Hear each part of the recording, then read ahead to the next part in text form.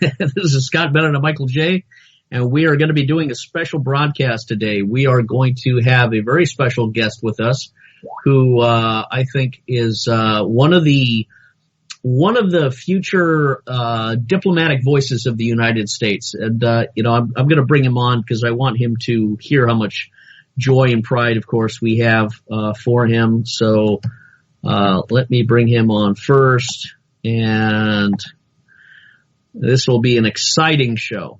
This will be a very exciting show. Hey. Well, how you doing, Scott? Oh, it's an honor to see you, sir. We are just beginning our broadcast show. This is a live radio broadcast, and before I got into complimenting our guest, I wanted you to be on because this is always a joy for me to have you on. Ladies and gentlemen, we have the distinguished officer and gentleman and legal scholar and diplomatic voice as one of the best ambassadors for the President of the United States, for Christian conservative, constitutional, free republic thinking. We have Senator Dick Black. And Senator Dick Black has done what no other leader in the United States Congress or state Senate has done in a variety of ways, from visiting Syria to engaging in diplomatic conversations with everybody and anybody that needs to be talked to. He is a leading voice, and he has recently sent a letter to the President of the United States. And I think this has established him more and more clearly as the voice of a true diplomat, a true statesman. And I wanted to read that letter before we jump in and allow Senator Black to further elaborate on it and talk about it, because it's a powerful letter. Michael J. and I have read it, and I really wanted to share it with the people. So with your permission, Senator Black, I'm going to read your letter, and then we'd be honored to have you comment. So this was sent out on May 22nd, 2019, and it is titled President Donald J. Trump, the White House, 1600 Pennsylvania Avenue, Washington, D.C., from Colonel Richard H. Black, Senate of Virginia. And it states the reason is war against Iran. Dear Mr. President, I served as a colonel in the officer of the Judge Advocate General at the Pentagon and once exercised military justice authority over the Middle East and North Africa. Also, as a Marine officer, I was wounded during fierce fighting in Vietnam. It is from those perspectives that I write this letter. I find the constant saber rattling and efforts to ignite a war against Iran deeply troubling. I voted for you, but I did not elect John Bolton. I was alarmed when you chose him as the NSA, since he was a key architect of our regime change war in Iraq. I opposed the war against Iran. The notion that Iran intends to attack the U.S. is utterly absurd. I was dismayed that John Bolton convened your cabinet secretaries and key advisors at CIA headquarters, apparently to devise a pretext for war. Suddenly, Department of Defense, which balked at sending 5,000 troops to defend our own borders, had earmarked 120,000 troops to attack the Iranian people. John Bolton has usurped your authority as commander-in-chief. He countermanded your order for an immediate withdrawal from Syria, and now he has alarmed our allies by agitating for war against Iran. It was reported that you hope to avoid war with Iran, but the CINC does not, quote, hope, unquote. He commands. He does not delegate war-making to his staff. Saudi Arabia has called on Americans to attack Iran on their behalf, but I neither serve nor respect Saudi Arabia. Recently, the Crown Prince reportedly dispatched a team of assassins who tortured, suffocated, and dismembered Washington Post journalist Jamal Khashoggi. Last month, Saudi Arabia beheaded 37 men, mostly minority Shiites, in a mass execution.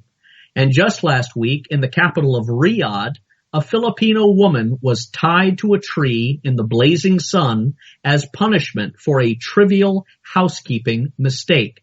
Saudis treat women like dogs. 9 women who encouraged the government to allow women to drive were imprisoned and tortured for doing so. No Iranian, and to my knowledge, no Shia Muslim, has ever committed a terror attack on American soil. It is Saudi Arabia with its violent Wahhabi religious cult that is the principal instigator of global terror. Wahhabi religious tenets undergird every major attack on the United States since 9/11. It was Saudis, not Iranians, who dispatched 19 al-Qaeda terrorists to crash jets into the Pentagon and Twin Towers on 9/11. I do not want more Americans dying for Saudi Arabia. 3,000 already paid that price on 9/11. We must not shed more blood to advance the foreign policy of the brutal Saudi dictatorship.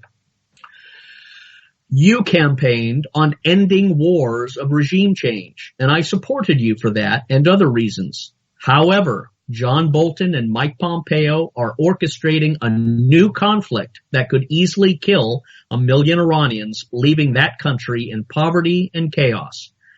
We have already spread death and destruction across the Middle East and North Africa, and we have killed or maimed tens of thousands of courageous American troops while doing so.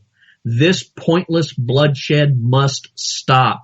America elected you to end wars of regime change and to lower tensions. Our nation is war weary. There is no public support for a war against Iran.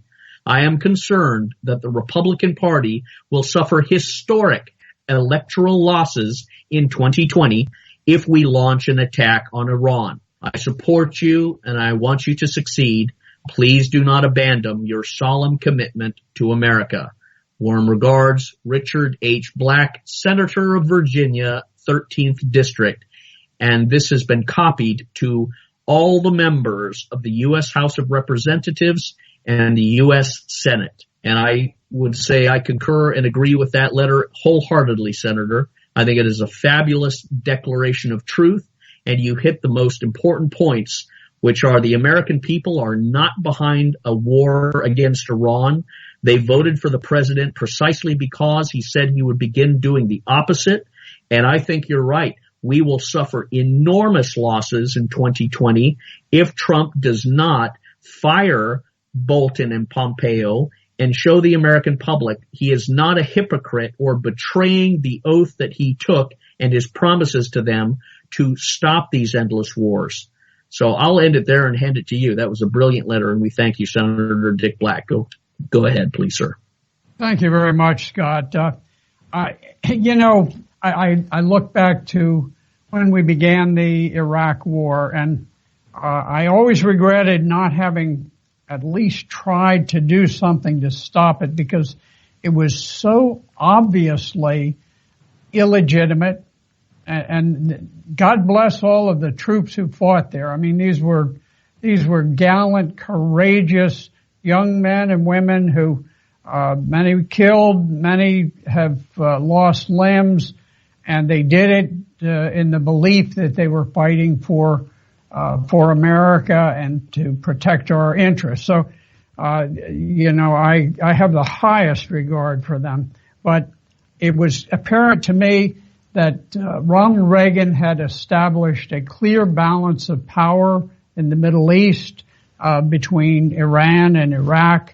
And once you have a balance of power and suddenly you pull the cornerstone out of it, the entire structure begins to crumble. And this is exactly what has happened.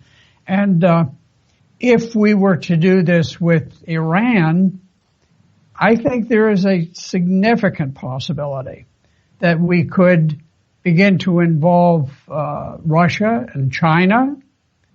And, you can recall back to when we were extraordinarily cautious about anything that might trigger a nuclear war. This is back in the days of the Soviet Union. And I remember we had a group of 3 JAG officers, and they were going on the American corridor into East Berlin, which was controlled by the Soviet Union. And we had the strictest of protocol. And one of the wives of these 3 JAG officers just took a photo of the Russian guard who was walking around the car. And within 24 hours after that was reported, all three families were removed. They weren't ordered removed. They were on planes flying to the United States. Their household goods had been cleared out. There was no trace left of them. And this was because we had this caution. We recognized the tremendous risks of triggering a nuclear war, and we acted appropriately, and we acted in very responsibly. Today we are becoming more and more reckless in our pursuit of these aimless wars. No one can tell you how many wars we're fighting today, because you get into definitional problems. How much is a war? Are we at war in Pakistan, where we are using drone attacks? How about in Niger? Does that constitute a war? This murky thing where occasionally American troops are ambushed. We certainly are at war in Afghanistan. We're approaching 19 years. We are at war various places in Iraq. We're at war in Syria. We're still at war to some extent in Libya. We now are looking at, next we'll go to war against Iran, which would be larger than any of these wars. It would be far larger than any of these wars. And with the Iranians, we would be faced with an enemy. I'm not saying that we can't destroy the country. We're very good at this. We know how to destroy countries, to kill and wipe out people. But we would find that they are a tough nut to crack. It's a big country. The people are cohesive and united. They're not divided like they were in Iraq. It would be more like Syria on a much larger scale, with much larger country and population. And so we're bankrupting the country. A third of our entire national debt derives from the wars in the Middle East, and yet I don't know anyone who can identify a single positive thing that has ever come out of any of these wars.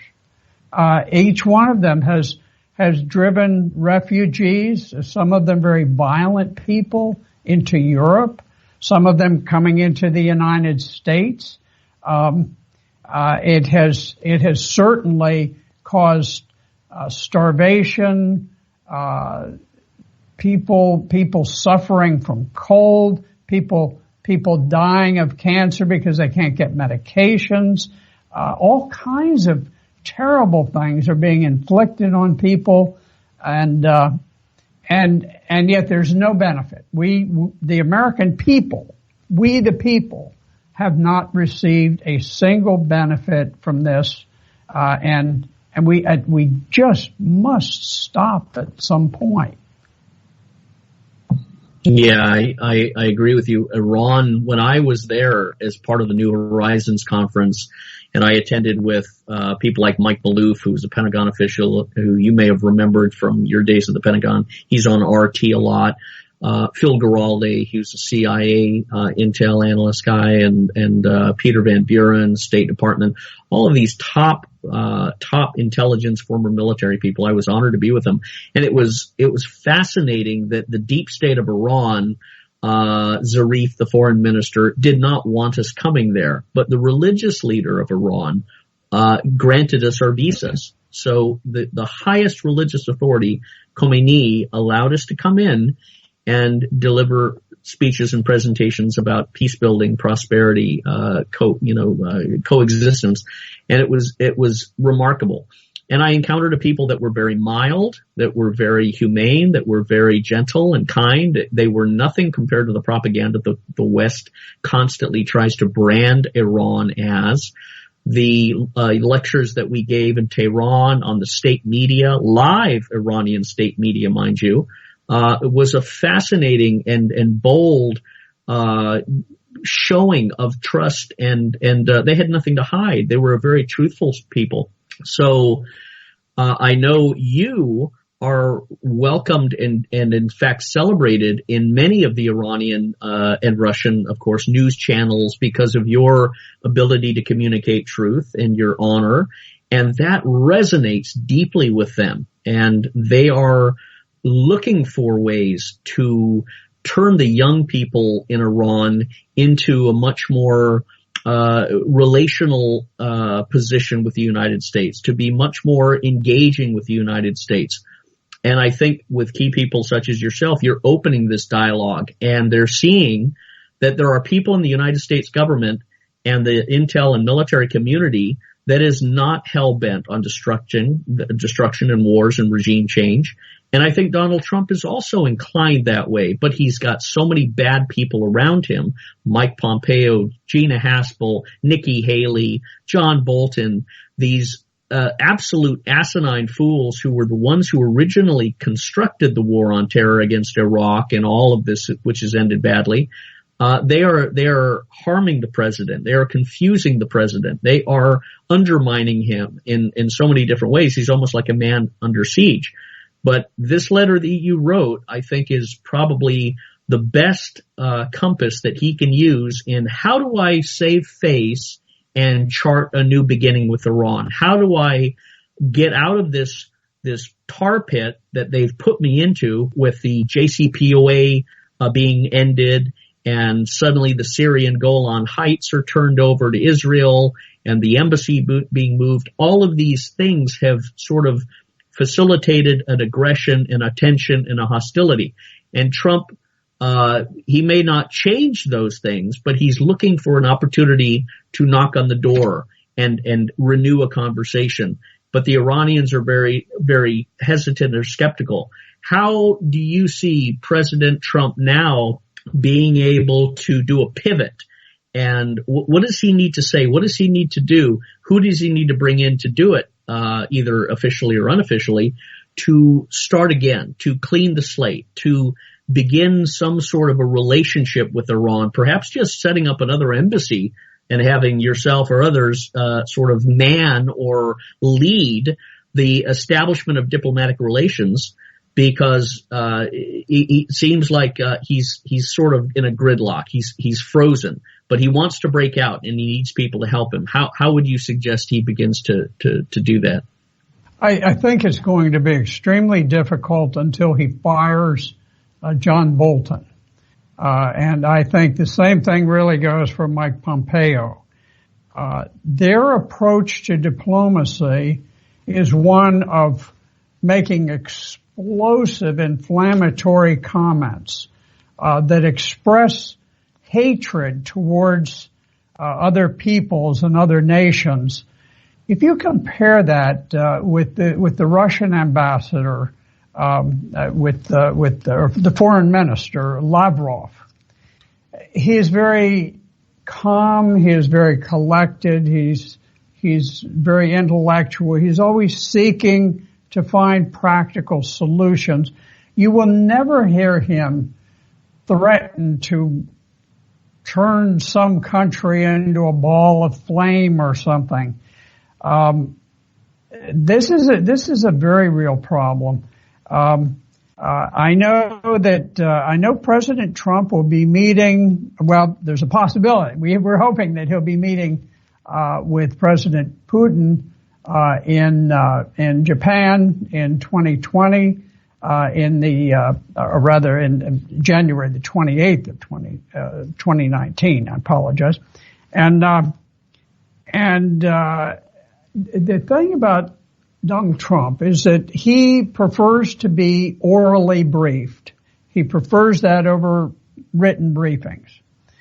And consequently, it's a strength and it's a weakness. And there's a lot of very good things that come out of people-to-people discussions, but it also makes him subject to manipulation by John Bolton, who has now required that senior officials submit their ideas to the president in writing, And he does this knowing that the president is not going to read the materials. And so that makes him the gatekeeper, and nothing gets to the president except through John Bolton. I will tell you, had I been the president when John Bolton went to Tel Aviv, the evening that I issued my order saying that we were going to have a total and immediate withdrawal from Syria, by the next morning, Bolton had set up a press conference and he announced, no, we are not leaving. And just, now, if you or I had done that as military people, we would probably have been immediately relieved and court-martialed. We'd have been faced with a general court-martial, for, direct disobedience of a lawful order. And, had that been me with Bolton, he would have been fired, and I would have ordered that the staff go into his office, take all of his belongings and dump them outside of the White House in the rain. And he would never have been permitted back in the White House ever. So, this is a problem. I want to go back to something you touched on. When you spoke of the Iranian people, it is always better to see change come about organically, to come about internally and naturally. The Iranians have the highest per capita rate of conversions to Christianity of any nation on earth. Amazing. And the young people in Iran, they're over the old regime, the old ayatollahs, and they're just, like young people anywhere, they're looking for something new. And fortunately, the thing that they're looking for is westernization, modernization, and as you observe, the Iranian people are very intelligent, very civilized people. These are not Saudi Arabians. No. Yeah, they are. They're worlds apart from the Saudis. That's the saddest thing is Americans don't realize really how beautiful and calm and intelligent and brilliant the Persian people are. They are incredible individuals. They are among the salt of the earth. But yeah, I couldn't agree with you more. And the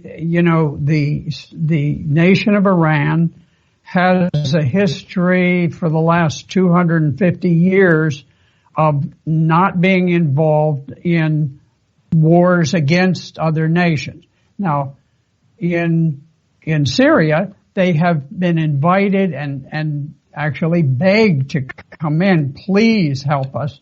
And they have gone in to fight against Al-Qaeda, which brought down the Twin Towers on 9/11, and against ISIS. And to some extent, we know there probably was involvement during the Iraq War. And, I hate to see American troops hurt, injured, killed. I just hate to see that. However, if you look through their eyes, they were looking just over their border. That's right. And this was a tremendous danger to Iran. And so it makes logical sense that they would provide some assistance particularly to the Shia who are in there. But, when we look at terrorism around the world, I think we've deliberately never defined it.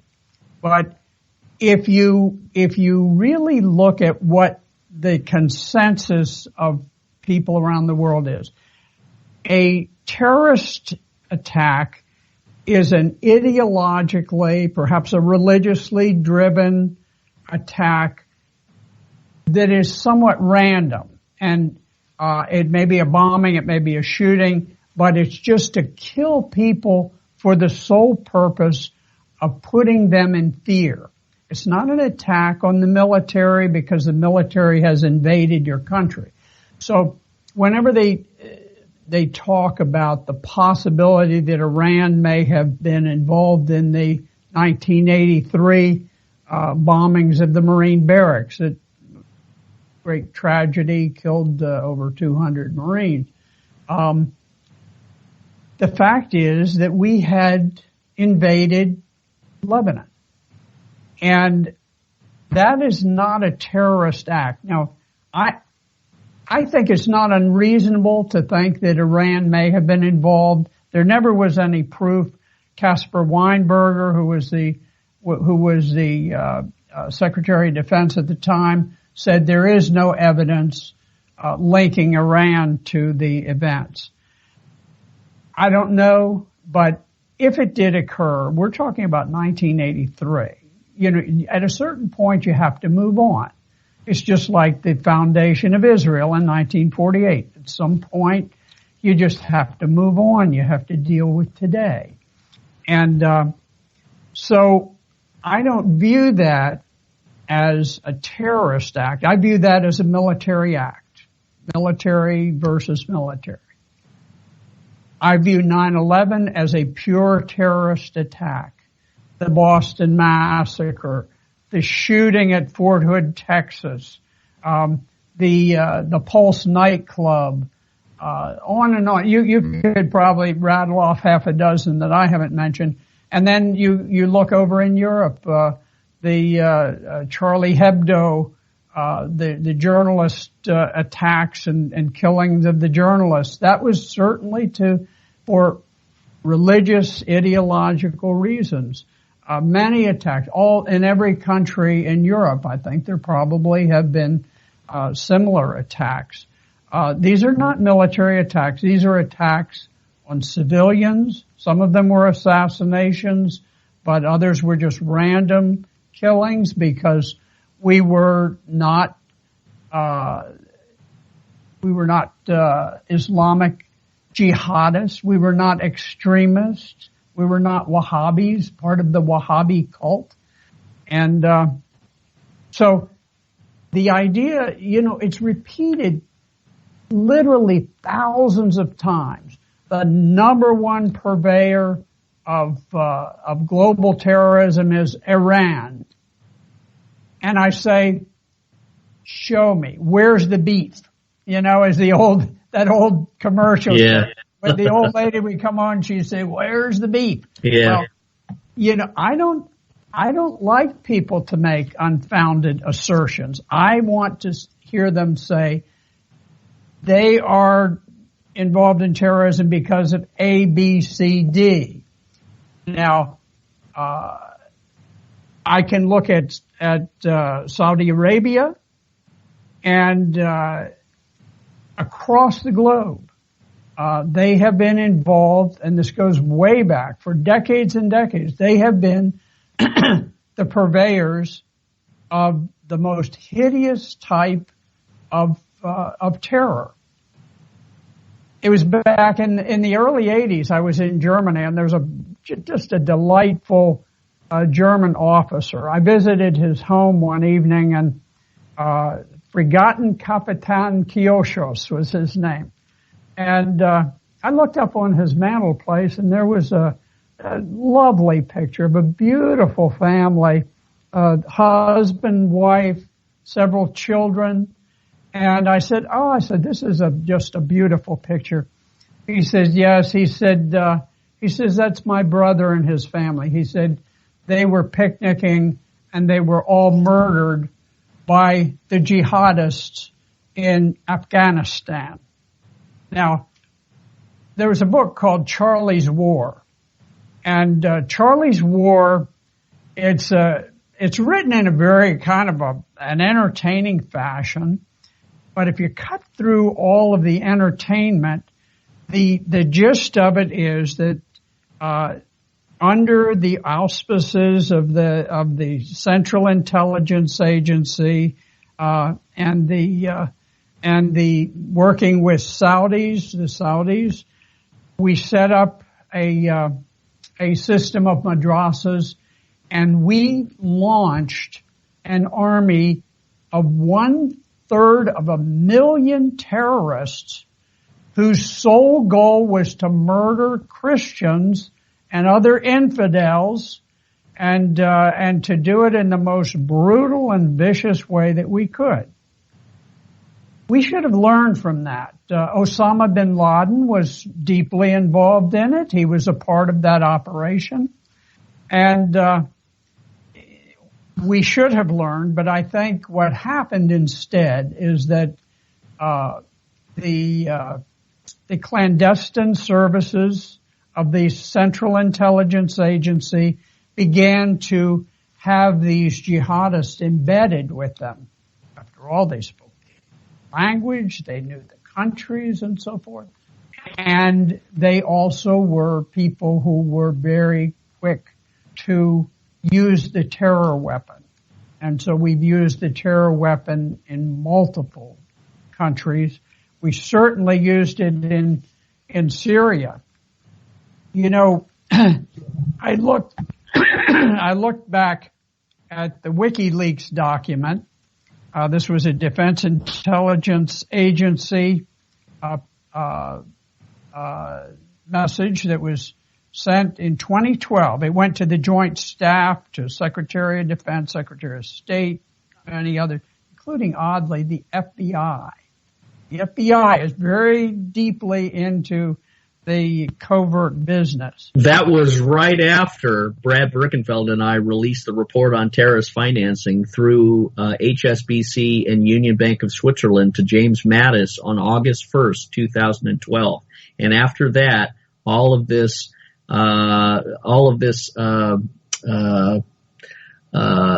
talk and chatter started bouncing around the TSSCI nipper and zipper nets. Yes. Well, this one, I've seen it before. I had to pull it out the other day, and you could study it for hours, but it says, it begins by saying that events are taking a clear sectarian direction. Now, keep in mind, in Syria, you have 70% Sunni Muslims and only a tiny 3% of Shia, and they managed to incite this hatred going back and forth. Now, this particular message is talking about both Syria and Iraq, but this is interesting. It says the Salafists, the Muslim Brotherhood, and Al-Qaeda in Iraq are the major forces driving the insurgency in Syria. This is in 2012. We knew that it was just the most murderous, barbaric, hideous people on earth who were the moderate rebels that we have come to know and love. And then in the following paragraph, it says, the West, the Gulf countries, and Turkey support this opposition. So we were directly supporting Al-Qaeda in Iraq, which, of course, became ISIS and became Al-Qaeda. And they've gone through Al-Nusra, yep, all of them, yeah, different flags, different uniforms. I suspect there was a little CIA or MI6 involvement in this business. Absolutely. Of multiplying the names and just creating this blurry blizzard of organizations to where instead of saying you have the legitimate, duly elected government of Syria on one hand, you have the barbaric Al-Qaeda, which attacked the United States on 9/11 on the other side. We have a choice of two organizations, and which will we go with? Will we support the people who murdered 3,000 Americans, or will we support the most moderate government in all of the Arabian world, which was Syria under the leadership of Bashar al-Assad? So it's interesting to look back, and God bless Julian Assange. When I first heard about him, I thought, I don't like people releasing all these secret documents, but if we, the people, are supposed to govern ourselves, how can we do that when the most important things relating to our government are kept secret from us? That's right. And so I look at this, and it used to be back in the old days, before you had releases like this, you and I would sit and we would say, we see this happening, and here's a little open source intelligence, and we'd be blown off. They'd say, oh, he's a conspiracy theorist. And you don't hear that term so much anymore, because when they say conspiracy theorist, you say, okay, this is the document published by the Defense Intelligence Agency in 2012, and it says that the West, led by the United States, is supporting Al-Qaeda, and you can't turn that into a conspiracy theory. This is an official intelligence report by the U.S. government. And, tapping on Julian Assange, I think you're 100% right. Julian Assange provided the State Department cables that I included in my report Shell Game that proved beyond a shadow of doubt that Hillary Clinton was committing treason. She was committing pay-to-play bribery with Union Bank of Switzerland, the government of Switzerland.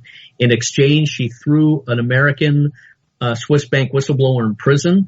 That has not gotten the momentum and the waves coverage that it needs to, and it certainly needs to be prosecuted in the current congressional investigations of all of this stuff. But it was because of Julian Assange that we saw the State Department cables, and I worked at the State Department Counterterrorism Office, and when I looked at these that Brad Birkenfeld gave me, I said, I was there. That's exactly what we're looking for. And it talked about Saudi Arabia, Switzerland, Swiss banks, and then making deals with Bill Clinton to give speeches. All of this was given to us by Julian Assange and WikiLeaks. And this is an important thing for the president to do and understand too. It's not because of American helicopters that killed a bunch of Iraqis in Iraq. That's war. That happens. But Julian Assange has intelligence and testimony that he can give that will destroy the deep state, that will expose to the Congress in the United States of America. Julian Assange's testimony could shine a light on all of this, and the president needs to utilize that. The agents of the deep state don't want it. They want to kill Julian Assange. But in a weird way, President Trump's presidency could be killed if he does not utilize Julian Assange for the intelligence that he has. Yes, I think that's true.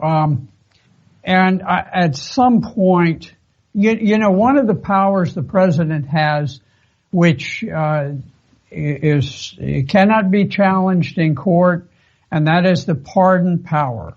Now, he can't pardon people for offenses that occur under state law, but if they occur under federal law, which, certainly with Assange, all of these accusations will be federal, he has plenary power to pardon, and it's, the courts can certainly look at it, but they can't do anything about it. Yeah. This is so well established. This goes way back to the ancient law of England, and was adopted by the colonies, and has an unblemished history. So this is a power that the president, now he has to use it with some caution. You don't just say, well, we got a lot of criminals out here, we're going to just let them all go. For example, I know he's talked about certain military personnel who have been accused of crimes. And I think that perhaps some of those should be pardoned, but I think they need to look carefully. Because crime occurs in the military just like crime occurs on the streets of Chicago and Baltimore. You want to be very, very cautious each time that the president does that. So, anyway, I think Assange he has been just a godsend to the people. I like the idea that we, the people, run our country. Amen. I know that's just a theory, but there's an element of truth to it that's very valuable, and we need to hold on to that portion of it that still exists, even though it may be faded. It's still there. Yeah. There's the other thing that's interesting that Trump is finding himself surrounded by, is the group called the MEK, the Mujahideen-e-Khaliq. And this is a book that I got on it from Iran when I was there. And it details all of the CIA and intelligence documents, RAND Corporation, everyone, Human Rights Watch. And this is the MEK group that gave John Bolton $40,000 to give a speech, and Rudy Giuliani. And they were also the ones most likely used by the MI6 and the CIA in orchestrating these attacks in Iran, and even the alleged assassinations in Europe that they were trying to blame on the Iranians. It wouldn't surprise me if they were the primary operatives in the false chemical attacks, and now you've got the accusations of oil tanker, terrorist acts, which I think were completely false.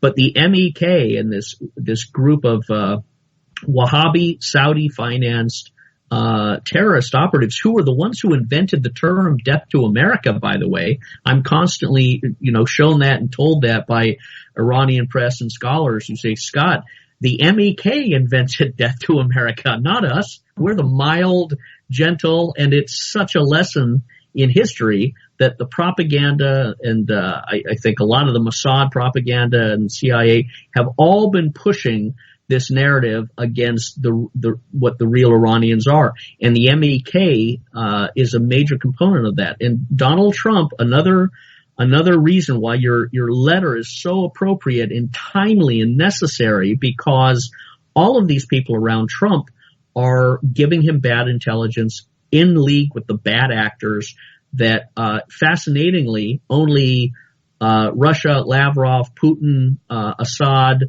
and the Iranian elements have a lot of the truthful experience dealing with these groups. They've dealt with Saudi Arabia. You have dealt with it when you've been to Syria, and you've seen the statues in the churches with the eyes pulled out and the destruction and the killing of Christians and Assad's protection of them. You've seen things and known things, and I think that's why they embrace you so well. You've seen things and done things and communicated in your trips over there. In a way that the president needs. I would say you need to be his Secretary of Defense or his National Security Advisor, but he needs your experience as a soldier and your ambassadorial connection and how they embrace you over in the Middle East and in Russia.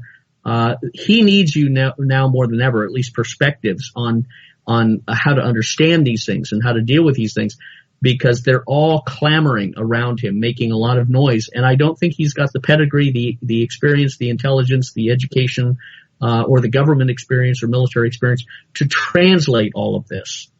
So I'll hand it back to you and how we can do that. Well, President Trump, because he doesn't have military experience, he does not entirely understand the degree of authority that he wields. It's one thing to influence, it's another thing to have authority. If you influence, you send out tweets, you say, I hope this will happen, I want this to happen. But if you have authority, you order that it occur. You order that it happens. Now, with with a lot of the executive orders, they get challenged in court and overturned often by left-wing judges. But if you do certain things within the military, they're beyond the power of the courts, and you can order things done. And one of the things that you can order is to order the end of some of these wars. Now, we have utterly no justification for being at war with Iraq, but under any common sense definition of the fact, we are at war with Iraq. Yeah. Or I'm sorry, with Syria. With Syria, I apologize. With Syria. What he could have done when he issued his directive that for a full and immediate pullout, the key place to look, sort of the canary in the coal mine, was at Al-Tanf, which is the lone base on the southern border of Syria.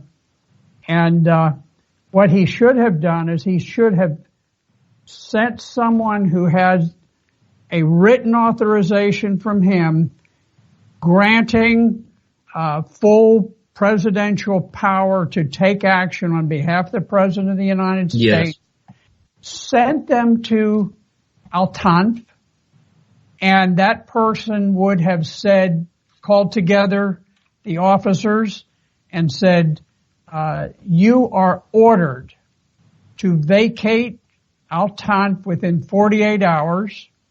I want a plan prepared within the next 3 hours. And if we are not completely vacated and the remnants of this base burned down within 48 hours, every one of you will be relieved of your command and processed for elimination from the service. Do I understand? Do you understand me? Absolutely right. This is the way that you do it. You don't just say, well, John Bolton, what do you think? Or send out some tweets or whatever.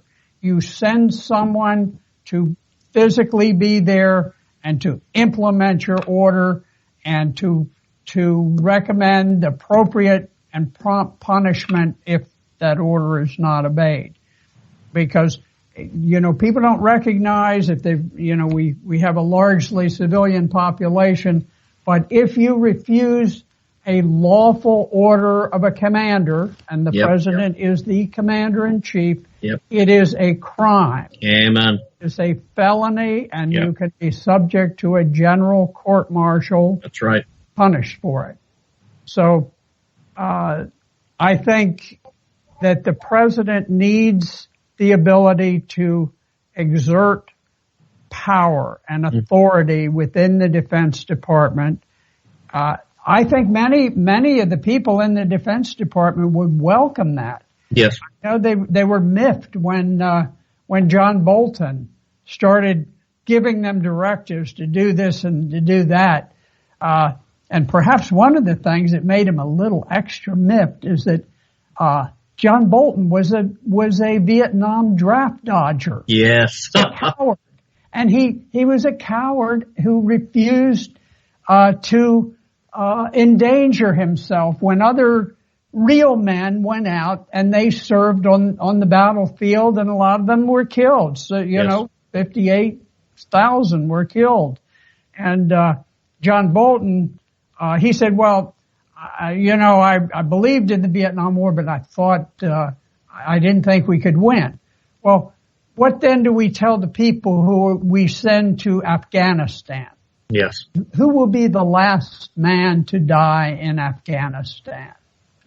And will John Bolton say, well, that man shouldn't be there because I don't think we're going to win that war? Well, we know we're not going to win the war. Right. It's just a matter of how do we wrap the thing up and what are the provisions to do it.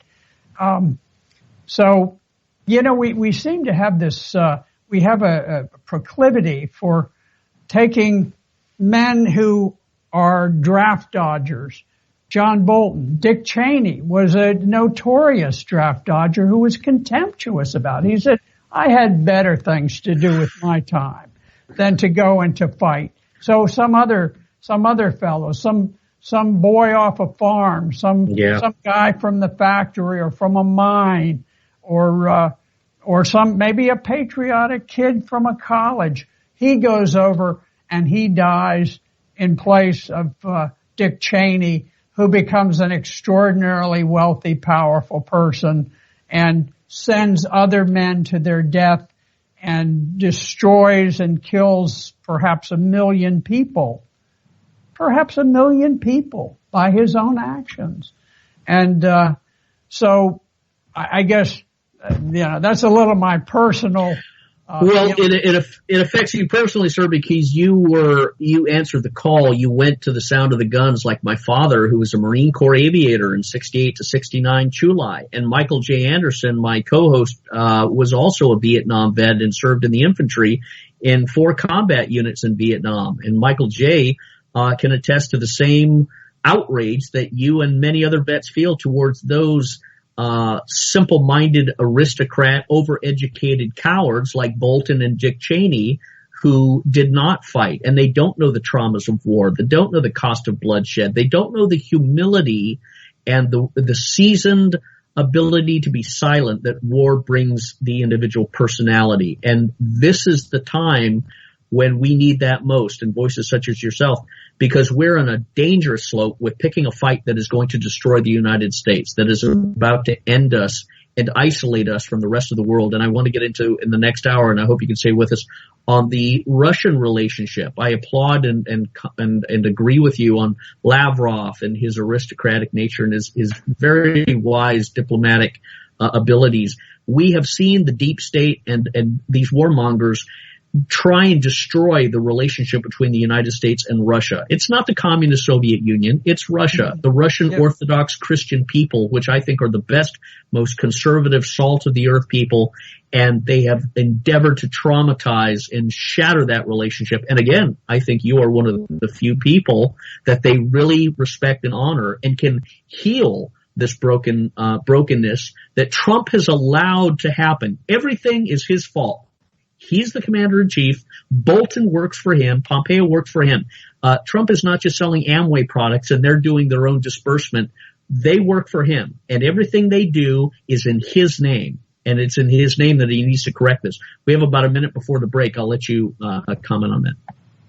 Yes. Well, I'm very interested in talking about Russia because that is an extremely important area, and I am quite concerned about the direction that we're taking with them because whatever we think, they may have an economy the size of Italy's, and they may have half of our population, but the thing that they have is they have nuclear weapons, and we've got to be practical and not reckless. Ladies and gentlemen, this is Scott Bennett and Michael J. on Revolution Radio. We're doing a special edition for the Epoch Times and Letters to the President. The Epoch Times is an intelligence journal that has done some wonderful work, and we are talking with Dick Black on his letter to the President. We'll be back in 5 minutes. Stay with us.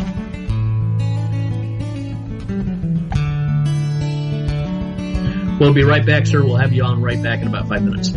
Okay, good enough. Thank you.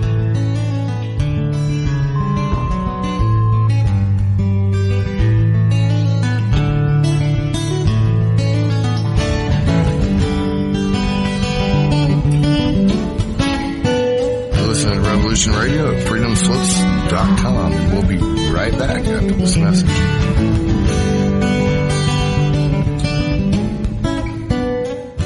Ladies and gentlemen, can I please have your attention? I've just been handed an urgent news story, and I need all of you to stop what you're doing and listen. On the go, Still want to listen? Don't have one of those fancy phones with too many buttons? Don't know what an app is? Or you don't even care? Well, we got you here at Revolution Radio. Now you can dial in 24/7 to listen to our shows. We have a number for Studio A and Studio B, and best of all, it's free. Don't forget, your carrier charges for your cell phone provider may apply, though, so check with your cell provider to make sure. So ready? Here you go. Get a pen. Here's the number. Studio A is 712-432-6958, and Studio B is 716-748-0112. Thank you very much for listening to Revolution Radio, freedomslips.com, the #1 listener-supported radio station in the world. Hey everyone, it's Barbara Jean Lindsay, the Cosmic Oracle. If you have questions about your past lives or future plans, need answers from the cosmos about your love life or career, or just want to keep your finger on the pulse of the planet, check out my show, The Cosmic Oracle, here on Revolution Radio at freedomslips.com.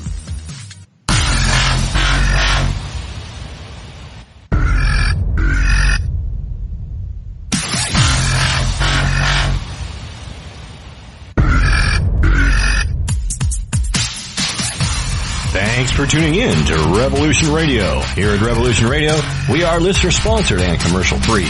But there still are bills to pay. In order to raise some needed funds to cover the cost, our station is offering a silver special. In the continental United States for a $60 donation, or in Alaska, Hawaii, or Canada for a $70 donation, we will send you an uncirculated 2018 1-ounce pure silver eagle. The $70 donation, the extra 10 is to cover shipping, by the way, outside of the continental United States. When making the donation, you must put Silver Eagle promo in the notes on the donation. And thank you for tuning in to Revolution Radio at revolution.radio and freedomslips.com. Without you, there is no us. Revolution Radio, where information never sleeps.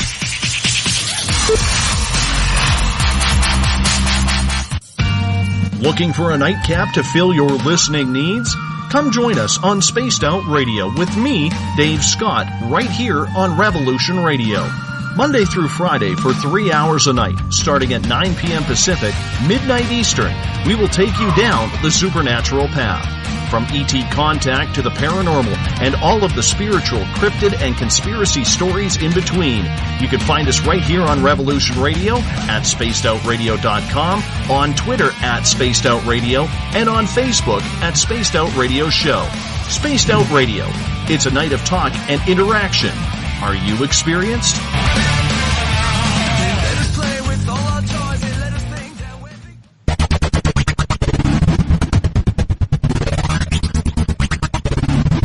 From the astral realms to the physical plane, the halls of power to the walls of home, the multiverse to the innerverse, all will be haunted by the ghost in the machine.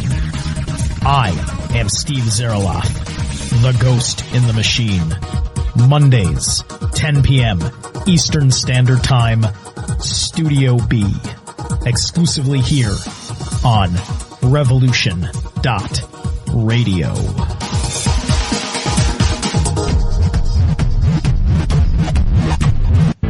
Extendivite really works. Just listen to what some people have to say. Several years ago, I was developing a very severe situation. I called it my flippy heart. It just was doing not good things, and I did not want to go to a medical doctor because I just knew they would give me a cover-up pill. I didn't want to get onto that sort of thing at all. When I learned it was garlic and cayenne is a healer. It is a wonderful herb. I said, I think I'm onto something here. I'll tell you, I wouldn't be without it. It did wonderful things for me. Extendivite is only $69.95 for a 2-month supply of either capsules or liquid. Call now. That's 1-877-928-8822 or visit heartdrop.com. Extend your life with Extendivite. You opinions expressed on this radio station, its programs, and its website by the hosts, guests, and call-in listeners or chatters are solely the opinions of the original source who expressed them. They do not necessarily represent the opinions of Revolution Radio and freedomslips.com, its staff, or affiliates. You're listening to Revolution Radio, freedomslips.com, 100% listener-supported radio, and now we return you to your host. Pleasure having you back. I can get back up and running. We are having problems. No, we're waiting. We're still waiting. It's coming momentarily. It's another minute or so. Okay, that'll be fine. You got a good office there. I like the surroundings. Yeah, it's a wild day. I'll tell you, the internet and the alternative media is doing fabulous things. The mainstream media and journalism is all being rewritten. And one of the allies, and I said it in the break, is the Epoch Times. The Epoch Times is a newspaper that has a lot of, very good reporters, and I've talked to many of them about my particular story and its tangential connection to Julian Assange, Edward Snowden, Bradley Manning, Brad Birkenfeld, this whole connecting of the dots. And the Epoch Times, of course, did Spygate, and they did the analysis of all of the deep state connections to Mueller, Comey, McCabe, the British MI6, GCHQ, Fusion GPS, Perkins Coie, the State Department, John Brennan, the CIA, and they've done fascinating and fabulous work in connecting how John Brennan made requests to the British, to the Australians, who then roped in Papadopoulos through FBI informants, and then they laundered that intelligence and gave it to the FBI to open domestic policy activities. And, I think your story, and I'll let you comment if you want, on Andrew McCabe sending 4 FBI agents to your office and trying to get his wife Jill McCabe to fill your position and possibly trying to have you go over to Syria to assassinate you. That's a story that takes on Machiavellian dimensions that blow the imagination. But we're just coming back, so I'll let you, if you want, comment on that, and then I want Michael J. to jump in. Go ahead, sir. Yeah. So we're back, and if you wanted to say just briefly, if you want, on the whole spy scandal that we have coming with Mueller and McCabe and all this stuff. I remember you had a story of your experience with that. If you wanted to comment on that before we continue into Russia, go ahead. Well, it was interesting. The Andrew McCabe apparently approached Governor McAuliffe. McAuliffe being the closest associate of Hillary Clinton, and apparently he may have proposed a deal of some sort. And I was running for re-election to the state senate, and the next thing that I knew, there was a fellow who had planned to run against me, and he had filed all his papers and so forth. And the governor essentially sent down word and said, get him out. We're putting in this Jill McCabe. And there was no primary, no nothing. It was just get him out. And that's the way the Democrats act. They don't like elections when they can avoid them. And so the next thing, I have this person who's running, and I have nothing against Jill McCabe, but she was being given lavish amounts of money. I mean, we were outspent 6-1 in that election. It was 6-1. Wow. And the money, and there comes a point towards the very end of the election where the final surveys are taken, and they say, okay, this one's going to win, this one's not going to win. And our surveys came out very good, and it was clear that we were going to make it over the finish line. And to our dismay, they continued dumping in money. And I think they had just said, hey, look, if you will do things that we would like done in the FBI, we will do things that you like on the ground. And So, and I'm having to sort of extrapolate, because you're having to read between the lines and guesstimate at what was going on. But in any event, I go to Syria, somewhere in there, and the next thing I know, I'm approached by 4 FBI agents. 2 flew all the way out of Miami, and 2 came from the Washington office, and they claimed that they were trying to rescue some journalists who had disappeared in Syria. And I said, as long as they were not there to assist the terrorists. Right. I said, if there's some ordinary criminal offense that's not too severe, I said, I'd be happy to help and to intervene and to see what I can do.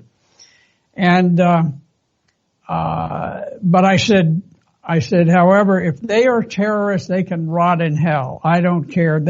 In fact, these 4 FBI agents had to listen to me go on and lecture them on Syria for about an hour and a half. That's right. And, but in any event, then they said, well, we can't give you the names. I said, you can't give me the names?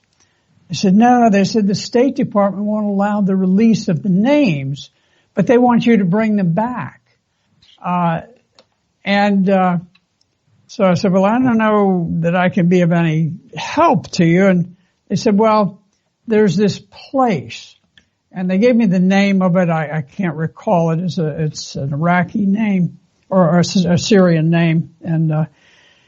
And so before we did anything, we looked up on the State Department list of prohibited organizations, the ones that are under sanctions and so forth. And lo and behold, this organization shows up on it. And so I communicated with the FBI. I said, well, wait a minute. I said, this is listed as a terrorist organization. And they wrote back and they said, well, there are different organizations with different names. And so, this is not one of those. And, in any event, that may have been accurate. I don't know. But, the way that politics works, if there is something that has this particular name that shows up on a list of terrorists and they can say, look at this, Dick Black he is in communications with terrorists. Well, I can talk until I'm blue in the face and say, that's right. The FBI assured me that they were not, and they'd say, yeah. The fake news is so easy for the deep state to produce. And so the whole thing got very mysterious. The next thing, during the election, Andrew McCabe gets moved from this 3rd position in the FBI to this 2nd position. And then eventually he ends up being in a position where he can quash the transfer of the email case against Hillary Clinton. And what happens is in New York, you've got 2 offices. The Manhattan office is known when you've got a case that is very complex and involves a lot of white collar crime, it goes to Manhattan. The other office is one where, the more routine cases are dealt with. And so there's a standard procedure that when there is one of these very complex white collar crimes, it goes to Manhattan and a request comes down. Who was in position to block it from going to Manhattan? Andrew McCabe. So it was a very mysterious situation, and I just, of course, we didn't know about it at the time, and when I offered to help the FBI, I did it as just as a patriotic citizen, that if I can help my government, I'm going to do it. And but it was a very mysterious thing, and my last communication is, if you cannot give me names and identifying information, do not contact me again. Yes. And that was the last that I heard from them. Yeah, and you know, we've seen the sad repetition of that template in dealing with General Michael Flynn, where they send in Peter Strzok and Lisa Page, and they attempt to recruit the vice president's chief of staff's wife to be an informant on the White House. Yep. So we've got a deep state spying cabal in the Department of Justice and the FBI and the Central Intelligence Agency under Brennan, under Comey, under McCabe, under Bruce Orr, Nellie Orr, this large connect the dots constellation of Hillary Clinton, Barack Obama operatives who are ideologically in a state of hysterical meltdown after Trump is elected. We destroyed, God intervened, I know, God intervened and destroyed their deep state plans. They were planning on Hillary Clinton to rule for another 8 years and really destroy this country. But he intervened and he stopped that, and he put Donald Trump in office, and everything went into hysterics. And then they invented the Russian collusion probe. Barack Obama confiscates the Russian consulate and properties and does a reverse course and starts saying that Russia interfered with the election. Russia hacked the election, hacked the DNC emails, gave them to WikiLeaks. All of that, I think, is complete lies and propaganda. Yeah. The reports coming out about Seth Rich being the individual that downloaded the materials onto a zip drive and then handed them to someone who gave them to Julian Assange. Julian Assange gave Sean Hannity an interview and said Russia was not the source of this. And that's probably one of the reasons they want to kill Julian Assange, why Donald Trump needs to intervene and save his life to get him to testify about this and many other things. But Russia was the target by Podesta and Hillary Clinton and all of these people that leads right up to the president. We're now hearing the testimony about the POTUS wants to know everything we're doing, says Lisa Page. And Lisa Page in her testimony says, I hate Russians. So they have a hatred for Russia. And this has transpired over the last year. I want to hand it over to Michael J. to comment, and then, ask you about your philosophy towards Russia and America. But Michael J., I know you had some questions and comments about Senator Black because of your Vietnam experience and such. So I'll let you take it over before we jump into the Russian part of the show. Michael J.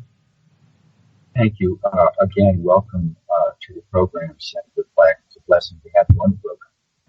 I just wanted to point out that we served in the same locale. I served in Chulai in the second unit I was in. That was the 23rd Division Mercal Air Mobile out of Chulai, after you had left, I believe. But God bless you, brother. I'm looking at what we're really seeing now and realizing that not only the American people, in listening to the promises Donald Trump made, turn the tide, where I believe people from our generation who probably hadn't voted for the evil of two lessers for a decade or more came out, and because they believed that Donald Trump was going to be an answer to prayer. I still believe that, but I also believe that right now, because we see all the evidence of Donald Trump being surrounded by Zionists and other deep state actors, I believe it's still up to the American people to actually let Donald Trump know that they're very concerned about the people that are taking Donald Trump's directives and redirecting them towards an agenda that the American people voted for him to accomplish. And what I'm trying to say is this, that the plain fact about Donald Trump's influence is being offset by some of the things that were set in motion by the previous administration. And your letter, I believe, was excellent, but it was excellent because it actually represented a huge structure of sentiment that the American people believe in. That's why it is so timely. So what is it that you would recommend to people in America as far as the kind of influence that's realistic to encourage President Trump to get back on track? Well, I think that the voices of ordinary citizens are enormously important. And And I think that it's appropriate for them to, you can just go online and you can send a very brief message to the president. Said you could say something as short as "No war against the Iranian people." That would be fine. But just because, it goes down as a check mark and they say, okay, well, looks like we're having some kickback on this war against Iran. This whole idea, we better stop it. But I think it's important. It's important for various officials who have somewhat of a platform that they can use to come out publicly, have the courage. We used to be the home of the brave and the land of the free, but the less brave we are, the less free we are. And I talk to people in Congress, and there are some both on the Democrat side and the Republican side who are very knowledgeable and opposed to the war, but there's this vast block in the middle who really could care less. They don't care. All they want is to get their paycheck. Yes, it looks like the military-industrial complex has a lot of lobbyists interfering or courting the votes of the people in the Congress and the Senate. This is a terrible thing. I believe we need to encourage the American people to speak out against these things. But, something you said earlier, I want to point out that it's so significant in that it's not wrong for the American people to ask President Trump, what is it that you believe is a justification for allowing Saudi Arabia to cause literally millions of people to starve to death in Yemen? And what is it that you're using to justify giving Syrian land back to Israel so that Dick Cheney, who made billions off the war through Halliburton in Iraq, so that Dick Cheney can be a part of Genie Energy and start stealing the Syrian oil down in the Golan Heights? How can we deal with this kind of nepotism and this kind of corruption? Well, there's no doubt there's tremendous corruption in the American government. And, the unique thing about America is our people are not corrupt, by and large.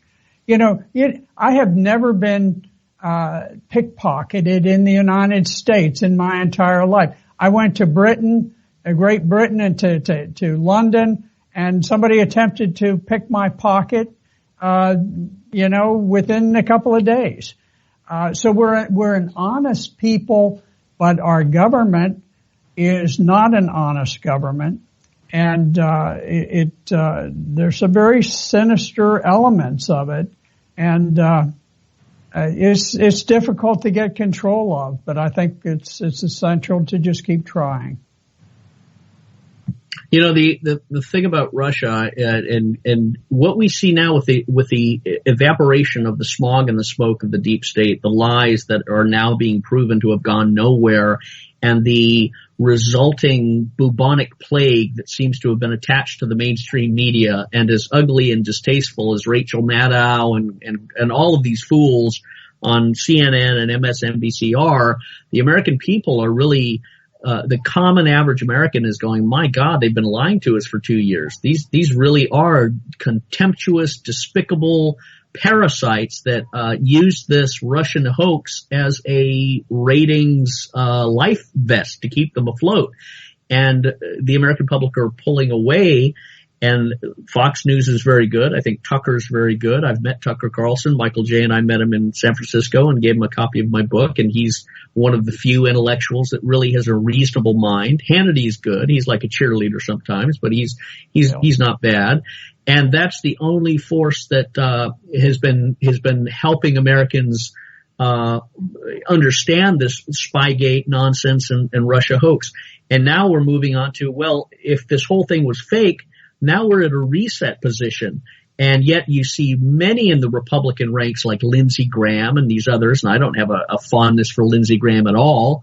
And I was at Heritage Foundation. I was at Family Research Council. And you and I know that the family and marriage, natural marriage relations between a man and a woman, that is the core of humanity. And Iran knows that, loves that. They would love, when I went over to Iran, would lecture on the correlation between healthy family, healthy society, healthy marriages, low criminality rates, and the opposite. When you destroy family, destroy marriage, and you introduce lesbianism and homosexuality and LGBT and all this garbage, you destroy the core of society.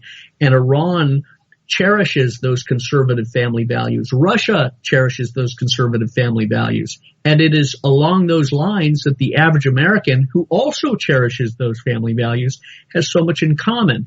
So I'll let you talk about your experience in the conservative pro-family political world of Heritage and Family Research Council.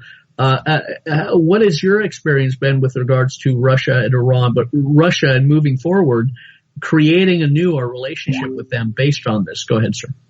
Well, just let me say briefly, if you go back to the collapse of the wall, the Berlin Wall, and the dissolution of the Soviet Empire, this occurred in 1990, and it gave us an historic opportunity to bring about an era of peace that would have lasted for 50 or 100 years. What it required is for us to do what the Soviets had done.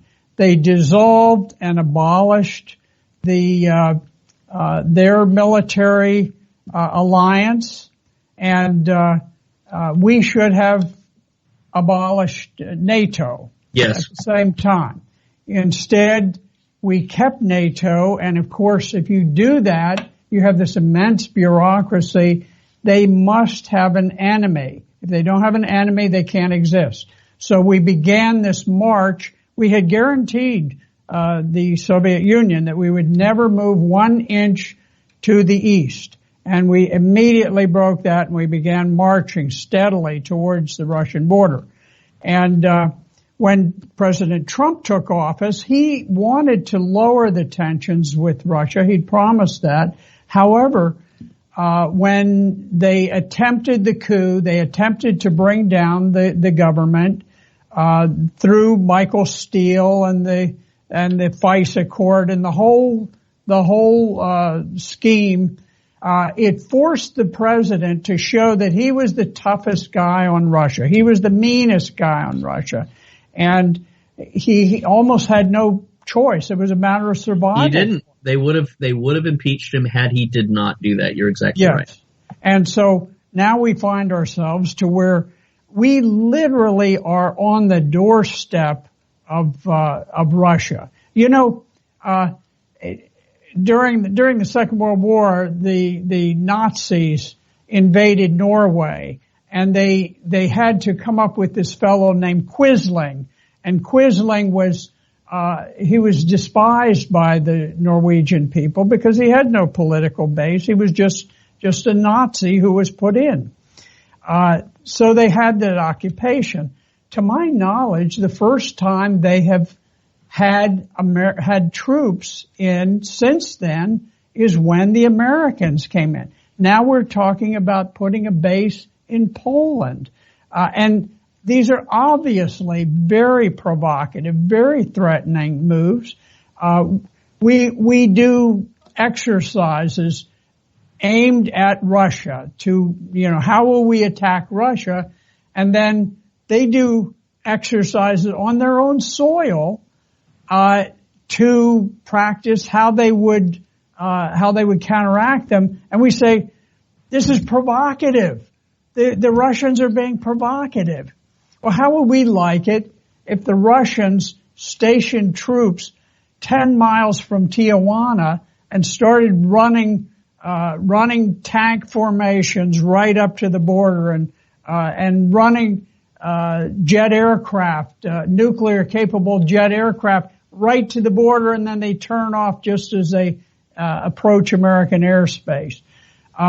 We're doing this all over. It's like we have surrounded Russia, and we had better be careful, because while it may seem like great fun to some of the generals and to some of the CIA and State Department officials, Russia has advanced nuclear weapons. Although they only spend less than 10% of what we do on military matters, they are much more efficient than we are. We have a bloated, utterly corrupt acquisition system, and we can't figure out which way is up with the military.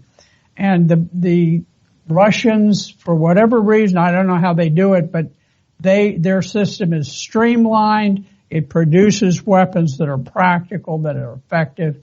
And so we better be careful, because we cannot afford to just go into a cavalier war with Russia because they have nuclear power. I will tell you, I think I may share a little bit of President Putin's mindset. I don't mean to suggest that I have some of his skills or anything, but I think I understand if he believed that he was going to be forced into presiding over the defeat and dissolution of Russia, I believe he would order the nuclear weapons fired. I think so. And too. If that happened, you think of it, if people just understood like we used to back in the 50s, that would mean there would be no more New York City. There would be no more Washington, D.C. San Francisco would disappear from the face of the earth. Yep. Whether that's good or not is a matter of debate, I suppose. But, Los Angeles, all of these major cities in the United States would disappear, and there would be a nuclear cloud that would cover the earth and perhaps kill crops for years and years. There would be mass starvation. I think it's not out of the realm of reason to expect that half to 2/3 of the entire population of the world would die. And we have this small cabal of key deep staters and oligarchs, the global oligarchs who want the one world order, and they are willing to risk our lives and our children's lives. And I don't sit by idly and watch it happen. I know you don't. No, you're exactly right. That's why, Russia is a country that we have so much in common, and especially given what we see unfolding with China and China's expansionary policies. We're seeing the trade war with China and the United States sort of heat up, and the question becomes, well, is China the threat or is Russia the threat? And I think everyone who's been in the military and been in the intelligence circles will say Russia is not a threat. China is really the one that represents something that we should contain.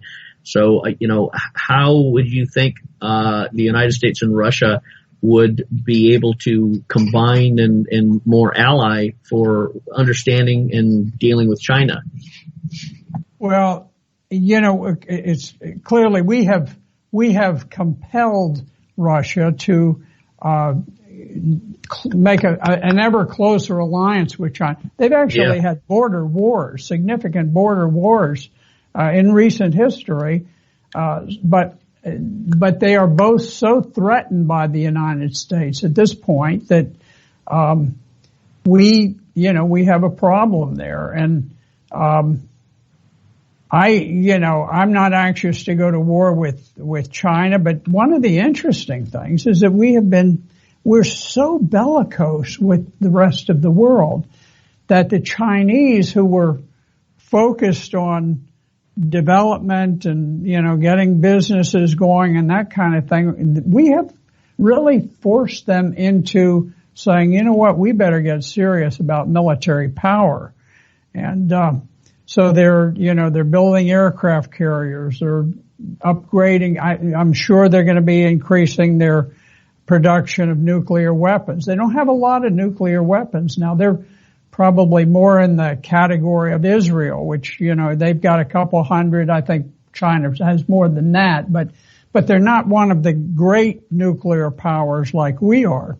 And I don't think they'd be putting all that money into weapons. And I know for certain that Russia would not be plowing all of this money, and they would rather be building schools and roads and railroads and bridges and things like that than just having to plow money constantly into weapons.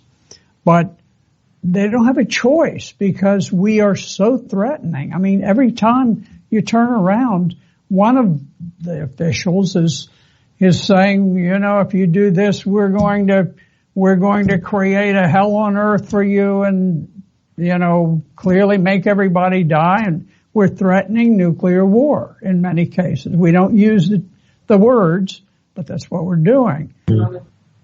It's dangerous, and we've really got to back off from that.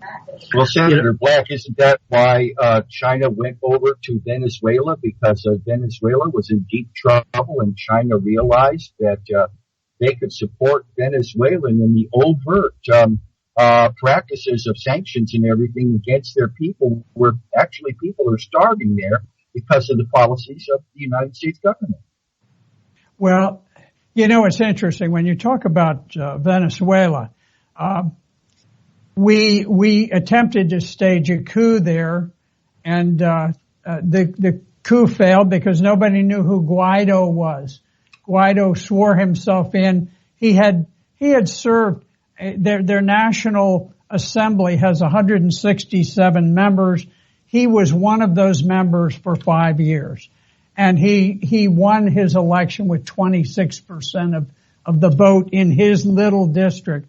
And then he got a call one day from Mike Pence, who said, "You want to be the president of Venezuela?" And he said, "Yeah." He said, and the next day he swore himself in. Well, the Venezuelan people, only 19% of them had ever heard of him, according to one survey. They didn't know, who is this guy who claims to be our president? And we thought that we could bluster and bully our way, and it just didn't work.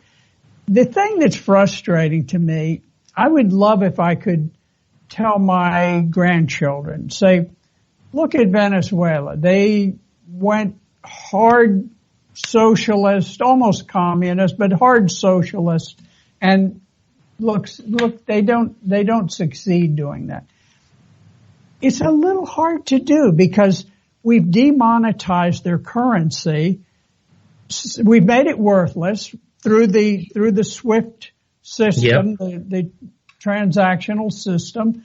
And then we say, well, look at this, they have tremendous inflation. Well, we created the inflation, so how do you separate this out? What is real inflation and how much is the devaluation that we created? And then we have imposed a virtual blockade of their oil, which is their main product. We won't let them move funds through the SWIFT banking system. And so they don't have any money. And we say, well, look at that. If you've got a socialist government, you're going to be starving. You won't have anything.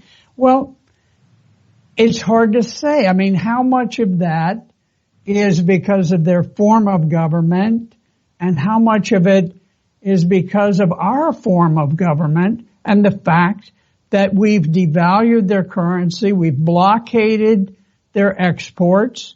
I don't know. We've stolen their gold. We've stolen tons and tons we and tons. We stole their gold. We're big on that. I mean, we've stolen gold from many countries over time. We did it in Iraq, in Libya.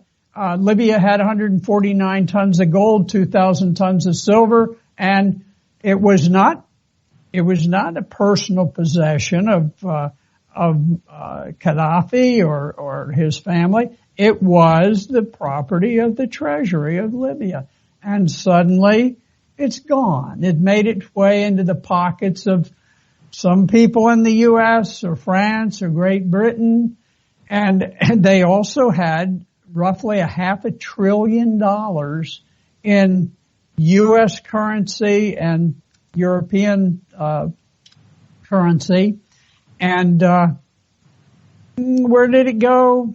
We have a way, within the banking system, we have a way of saying, well, we're going to take that money. We're going to take care of that. We're not letting you have it until you stop your malign activities, whatever those might be. And so we take their money, we take their gold, we take their silver, and then we also impose a blockade. The only thing we allow them to export is immigrants to Europe, to destabilize Europe. So nothing makes sense. I mean, in foreign policy, nothing makes sense. The other strange thing I saw about Venezuela, and Michael J. and I were talking about this a long time ago, and I raised it last time with an interview you and I did. I noticed that the gay rainbow flag was flying on the U.S. Embassy flagpole, and I was very disturbed by that because that is not a Republican agenda item. Homosexuality and lesbianism and transgender and issues, those are not the conservative Christian or Republican mindset, agenda or political. They do not represent the moral values of Republicans. And yet you saw this flag. And then I saw a tweet coming out from Donald Trump's Twitter account, and I was told, Scott, Trump didn't send this tweet out. People in his staff are taking over his Twitter account and sending this out. So they're trying to destabilize him, allegedly. But the tweet said, the White House, the administration is launching this global initiative to recognize and decriminalize homosexuality and lesbianism and all that other stuff. And I thought that's the worst thing in the world that he could do. And if somebody else is doing it, they are setting him up to lose this next election, because if the conservative Christians get wind that he is trying to do that, he's done. They won't show up. They'll walk away. And, I just wanted to get your thoughts on what the president, whether it's his daughter or Kushner pushing this or someone else, I wouldn't put it past them, but the commander-in-chief and the president is the one they voted for. And if he doesn't abandon that and clean house, it's his to lose. Go ahead, sir. Well, I agree with you. This agenda of gay sodomy is very dangerous. I do not believe that you can have a regime of sodomy and Christianity survive. One of the two has to give. And you can see the tremendously aggressive moves that they make now, where on certain media, if you criticize sodomy, they don't like it. If you have little poor Christian businessmen who will not participate in a wedding that is based on sodomy, and they call it a wedding. It's not a wedding. Right. All of a sudden, Senator Black has been frozen. I don't think he's talking about a very popular subject here, Scott. Wow, that was yeah, they just cyber attacked us when you were talking, Senator. It seems that the CIA and the Mossad doesn't like the fact that we're talking about the illegality and the criminality, and I would say the demonic evil that is inherent in sodomy and homosexuality and transgenderism and all of that devilish corruption, which is the rot in American Western society. That is what is destroying America and destroying Europe, and it's what Russia does not accept, and it's what Iran does not accept, and yet we are destroying ourselves from within. Didn't want it either, Scott. Ukraine said no to that, and right after that, Victoria Nuland set up that coup because the former head, the democratically elected head of Ukraine, said we are not going to accept homosexual values in our country. And then they stole their goal too. Yeah. Go ahead, continue, Senator Black. Well, we present a very poor moral image to the world, and I think it's very sad. when I was a kid growing up, we used to have vice squads, and we knew that there were bad things that occur in any culture, no matter how good it is. And the idea of a vice squad was to suppress it and keep it from becoming open. It wasn't that we were seeking out the homosexuals, but we were keeping them from, attacking young children and things of that sort. Just keeping it suppressed, keeping it under wraps. Same thing with prostitution, with gambling, with all of these other things. And now there are no vice squads anymore. The government is involved in vice, and we don't need anything to suppress it, because now we're trying to promote it all over the globe. And I think it's a shame that we insult other nations by telling them, you must accept sodomy as your way of life. It's a tragedy. And we use this LGBTQ XYZ. Well, just think sodomy. It is homosexual sodomy. And, as someone who, as a young boy, I was a snake hunter. We used to go out and we'd catch snakes, poisonous snakes a lot of times. And I was briefly kidnapped by a fellow. We were hitchhiking back, trying to get back, and we had caught 4 very large cottonmouth water moccasin vipers. Wow. And there were two of us, and my buddy was, the way we would do it is the guy hitchhiking would be up by the road. He'd jump in the front seat, and the guy in the back seat would slip in there with the snakes, because people don't feel comfortable, especially knowing that they've got a bag of very large poisonous snakes. And this fellow, of course, we were just little kids, and this fellow immediately grabbed for me, and the two of us are fighting back and forth. I'm a little kid, doing what I can, fending him off, but in the back of my mind, I'm thinking, okay, what's my buddy doing? How come he's not in the fight? And then eventually this homosexual decided, well, okay, this kid I'm not going to be able to have my way with him. So he pulls over. We jumped out. I slammed the door, and I turned to my buddy. I said, can you believe that guy? And I'm just shaking with rage. And my buddy, he was a very funny guy, and he cocks his head back and he gives this silent laugh. I mean, he was a very charismatic, neat guy. And of course that made me doubly angry. I said, what are you doing? And then all of a sudden I looked down at his hands, and he has the snake sack, and it's empty. And I said, where are the snakes? And he points over the horizon as this car is leaving and barreling down the highway. And what he was doing while I was fighting this guy off is he was untying the knot. And as we got out, he upended the bag and released them all, and they're slithering around on the floor. And,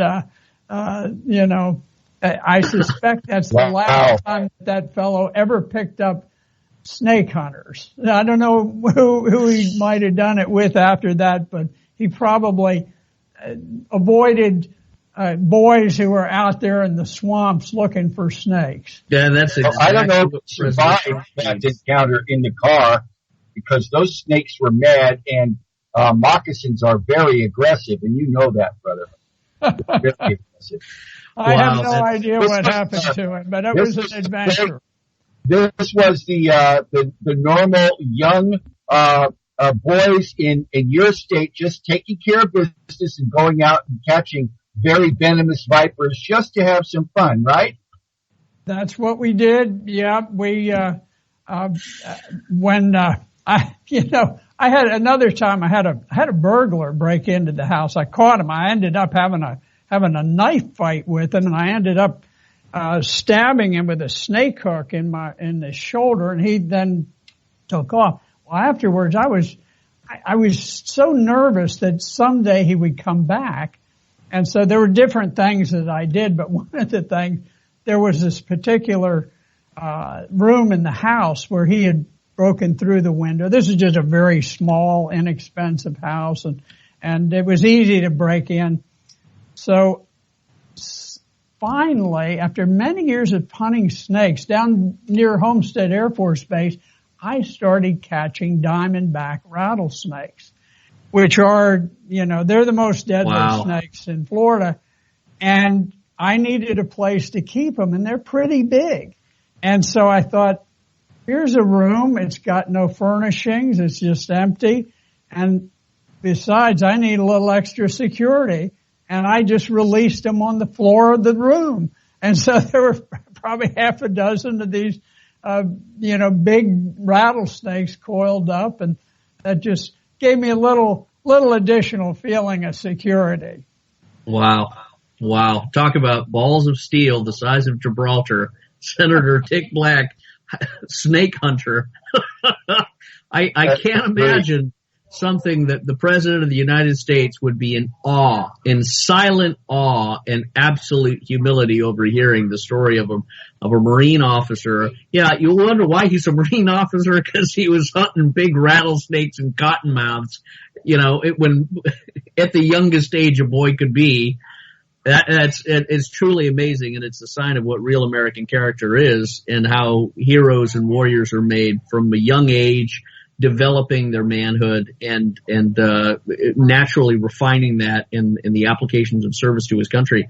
And it's a powerful, powerful story, and I'm so glad you shared it. One of the things, we've got about 12 minutes or so left, or 13 minutes.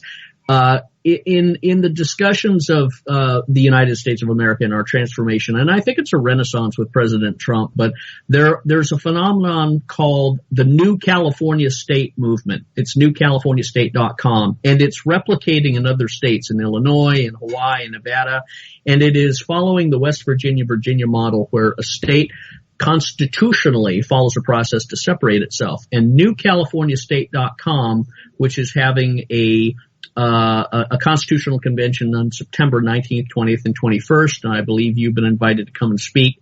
This is an attempt to create a new state out of the old California, create a new California state that appeals to the moral values of Americans, to say we're going to get back to creating a state where the Second Amendment is supreme and inviolable, that it is a state without abortion, that it is a state with low property taxes and maximum freedom and responsibility, and the Asians and the Hindus and the Sikhs and the minority communities of California are being petitioned to come over and create a new California, come over and support President Trump, who supports the New California movement. President Trump has said, if you don't support New California, you don't support the president, because the GOP in California has become utterly corrupt and represents all of the worst elements of modern, Democrat ideology. So newcaliforniastate.com, and New California State is emerging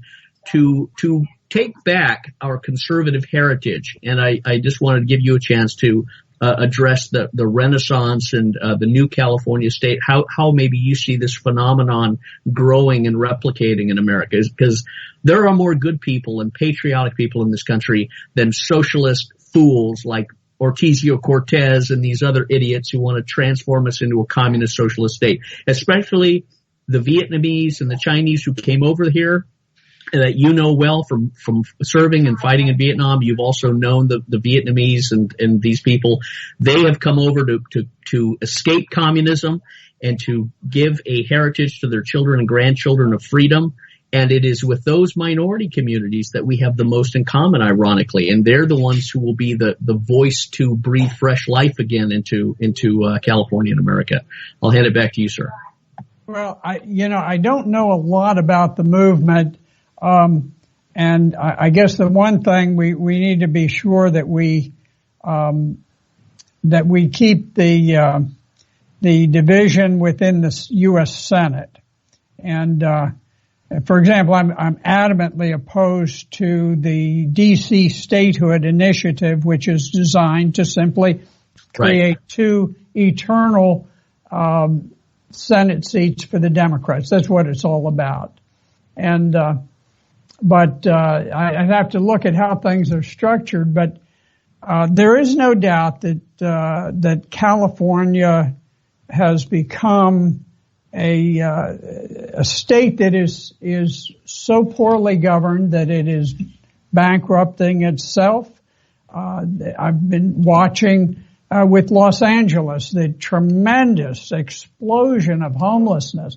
You know, you bring in people across the border, and they break through the border, and then you put them on welfare, and the next thing, you know, a lot of them are sick. They brought in this plague of measles. Measles didn't exist in the United States until they started to break the border down, and now we have that, and we'll have other diseases. And so you look at the streets of L.A., and my goodness, I mean, they are filthy, disgusting streets. And, you know, people just sort of camp out. They have no morals. They just urinate. They do anything they want right out in the street, and they don't care. They just don't care about anything. So, yes, there's no doubt there's a desire among people to associate with people who share their values and their morals, their work ethic, and that sort of thing. And freedom of association, there is no greater freedom than the freedom of association. You ought to be able to work for whom you want, to employ who you want, to be friends with whom you want, and you ought to have the freedom of speech to say what you want. And it ought to be